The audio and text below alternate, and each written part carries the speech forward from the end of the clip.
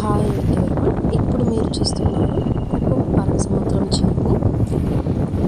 పవిత్రమైన కృష్ణమ్మ నదీ జలాలతో నిండి ఉన్న సముద్రం చెరువు.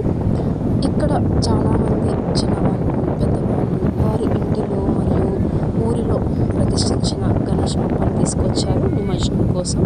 ఇలా ఈ సంవత్సరం గణేష్ బప్ప నిమజ్జనంకి ఇక్కడ రావడం, ఇలా చూడడం అనేది నిజంగానే ఈ సముద్రం చెరువు ఒక ఆధ్యాత్మిక ప్రదేశంగా మారిపోయిందని చెప్పవచ్చు. సో మీకు ఈ వీడియో నచ్చినట్లయితే please share, like and subscribe. Thank you.